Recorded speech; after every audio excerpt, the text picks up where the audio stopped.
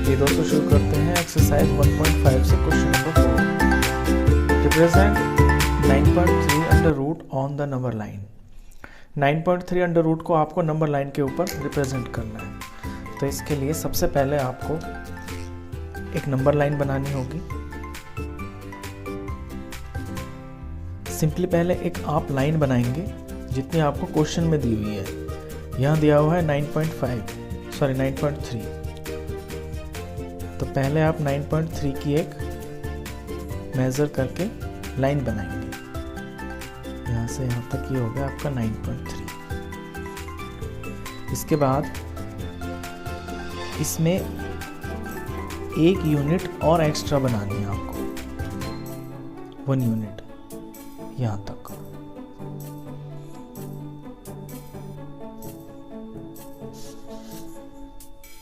ये A B जो है ये 9.3 है और बी से सी तक ये 1 एक्स्ट्रा है। अब ये जो ए सी है, इस ए सी का आपको परपेंडिकुलर बाइसेक्टर करना है। परपेंडिकुलर बाइसेक्टर होता है आपका कंपास को यूज़ करके जिस लाइन का करना होता है उसका मोर देन हाफ लेते हैं। तो इस लाइन का आधे से ज़्यादा मैंने ले लिया, एक ऊपर कट एक नीचे। इसी तरह से दूसरे पॉइंट से एक इधर एक इधर। और ये मेरे 2 पॉइंट्स आ गए हैं, इन्हें मैं ज्वाइन कर दूंगा तो इस AC का परपेंडिकुलर बाइसेक्टर हो जाएगा।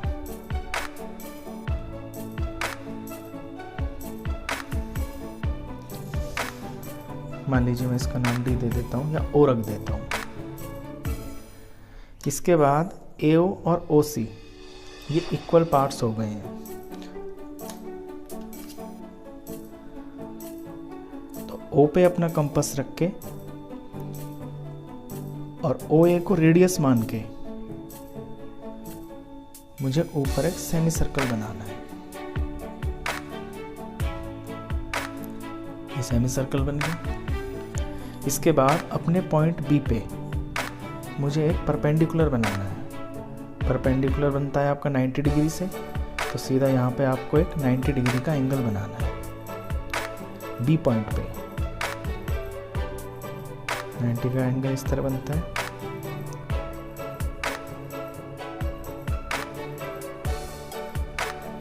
इसको बिना हिलाए कितना भी खोल के पहले एक आर्क बना लेंगे, फिर उसको बिना हिलाए इधर पॉइंट पे रख के ये फर्स्ट आर्क, ये 60 की आर्क होती है, 60 वाली पे रख के ये 120 की आर्क।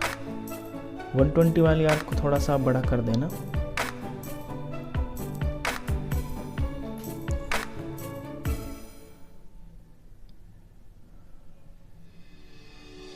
रख के 120 की आर्क आ गई और फिर 120 पे रख के इसी आर्क को फिर से यहाँ से काट देना है। तो ये जो पॉइंट आएगा आपका, ये यहाँ पे B पे 90 का एंगल बना देगा। इसे आप यहाँ से ज्वाइन कर देंगे इस तरह से। अब ये जो आपका 90 का एंगल बना है B के ऊपर परपेंडिकुलर, इसने इस ऊपर वाले सेमी सर्कल को इस पॉइंट पे काट दिया। इसका नाम मैं P रख देता हूँ। तो ये जो PB की लेंथ है, ये जो आपका PB आया है, इस लेंथ की जो वैल्यू है वो आपकी √9.3 ही होगी।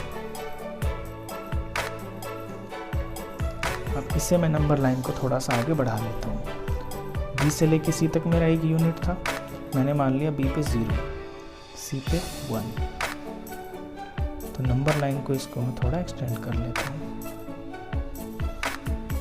यहाँ 1, तो ये पॉइंट 2 का, ये 3 का, ये 4 का, ये 5 का। 0 से 1, ये आपका 2, ये आपका 3, ये आपका 4, ये आपका 5। अब मैंने बताया कि ये जो आपका BP है ये 9.3 के रूट की वैल्यू है। तो इस वैल्यू को आप अपने कंपास पर ले लेंगे। इस तरह से इस वैल्यू को कंपास पे ले लिया, फिर अपनी नंबर लाइन पे, यही तो आपकी नंबर लाइन है, यहाँ से 0 शुरू किया है मैंने, अपने 0 पे रख के आप नंबर लाइन पे कट कर देंगे। तो कट होता है आपका 3 के आगे। तो ये जो वैल्यू है एग्जैक्टली ये नंबर लाइन के ऊपर आपकी √9.3 की वैल्यू आ गई। अब √9.3 आप जानते हैं, जैसे कि √9 जो होता है वो तो 3 होता है, 3 3 = 9। अब अगर 9.3 है तो ऑफ कोर्स वो 3 से तो कुछ ज़्यादा ही होगा, यानी 9.3 रूट की वैल्यू 3 पॉइंट समथिंग आएगी, इसीलिए 3 से थोड़ा सा आगे कट कर रहा है।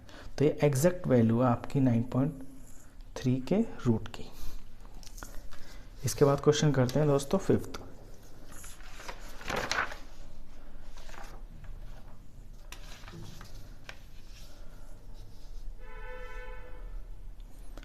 फिफ्थ क्वेश्चन में है आपका रैशनलाइज द डिनोमिनेटर्स।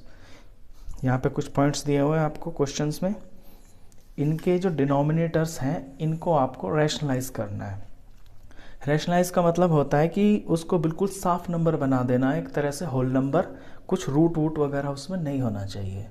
तो सबसे पहले तो ये सिंपल वाला क्वेश्चन है 1 नंबर वाला, जिसमें नीचे डिनोमिनेटर में 1 ही नंबर होता है।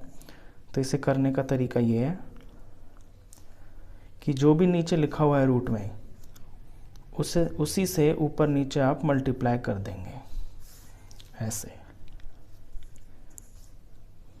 तो ऊपर तो आपका √7 का √7 ही आएगा, और नीचे रूट इंटू रूट, और सेम नंबर है तो रूट सॉल्व होके आपका वही नंबर बन जाता है जिसका रूट होता है, यानी कि 7। तो हो गया इसका डिनोमिनेटर रैशनलाइज। तो 1 नंबर का तो ये क्वेश्चन इतना आसान है। सेकंड पार्ट में है आपका, ऊपर है 1 और नीचे है √7 माइनस √6।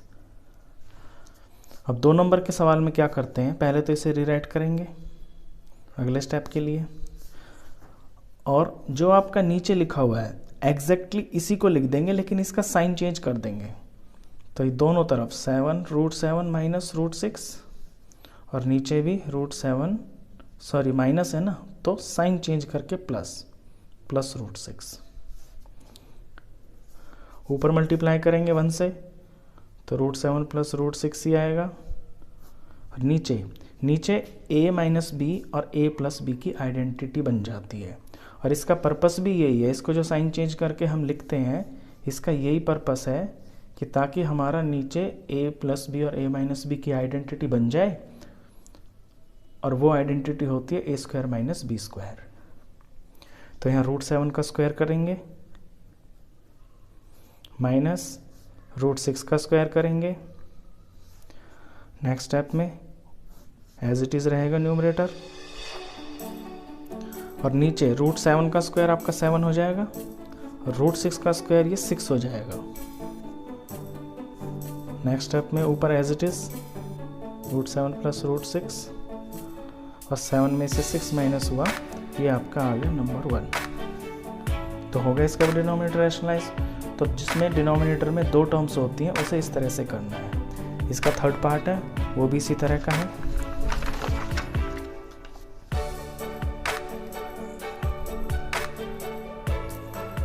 थर्ड पार्ट में है आपका 1/√5 प्लस √2। तो रिराइट करेंगे √5 प्लस √2। अब मैंने बताया कि साइन चेंज करके नीचे वाले को लिख देते हैं। तो यहाँ लिखेंगे √5 माइनस √2, और यहाँ पर भी √5 माइनस √2। अब सिंपली इसको आपको सॉल्व करना है। ऊपर तो यही आ जाएगा 1 से मल्टीप्लाई करके √5 माइनस √2, और नीचे आपकी बन गई identity a plus B a minus B.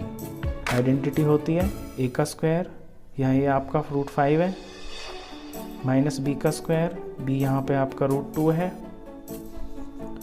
Next step में ऊपर सेम टू सेम रहेगा, √5 का स्क्वायर 5 बन गया, और √2 का स्क्वायर आपका 2 बन गया। लास्ट स्टेप में √5 माइनस √2, और 5 माइनस 2 आपका बन गया 3। तो इसका डिनोमिनेटर इस तरह से रैशनलाइज हो गया। इसका फोर्थ पार्ट वो भी इसी तरह से है, 1/√7 - 2। यहाँ एक पे रूट लगा हुआ है, एक पे नहीं लगा हुआ है, तो इससे कोई फ़र्क नहीं पड़ता, आपको सम उसी तरह से करना है जो ये रूल होता है। √7 - 2, तो मल्टीप्लाई में √7 + 2 और नीचे भी √7 + 2। ऊपर सेम टू सेम क्योंकि 1 से मल्टीप्लाई हो रहा है। अगर यहाँ 1 नहीं होता तो आप इसको 2 से मल्टीप्लाई करते, तो फिर बाहर 2 आ जाता। 2 से मल्टीप्लाई करते तो बारी बारी आप इनके आंसर भी लगाते। अब यहाँ √7 का स्क्वायर है, क्योंकि a - b a + b की आइडेंटिटी लग रही है, और आइडेंटिटी होती है आपके a² - b²। तो √7 का स्क्वायर - 2 का स्क्वायर। नेक्स्ट स्टेप में ऊपर तक कुछ चेंज ही नहीं हो रहा, और नीचे √7 का स्क्वायर तो हो जाएगा आपका 7, और ये माइनस, और 2 का स्क्वायर आपका 4 होता है। नेक्स्ट स्टेप ऊपर सेम टू सेम रहेगा, ऊपर कुछ भी चेंज नहीं हो रहा, और 7 में से यहाँ पे नीचे 4 माइनस होकर आपका 3 आ गया। तो डिनोमिनेटर आपका बिल्कुल साफ हो गया, रूट हट गया इसमें से। तो इन्हीं को रैशनलाइज बोलते हैं, और ये रैशनलाइज इस तरह से किए जाते हैं। आई होप आपको दोनों क्वेश्चन अच्छे से समझ में आए होंगे। दोनों क्वेश्चन काफ़ी इंपॉर्टेंट है, पेपर में काफ़ी बार पूछे जाते हैं। वीडियो अच्छा लगा हो तो प्लीज़ इसे लाइक कर देना।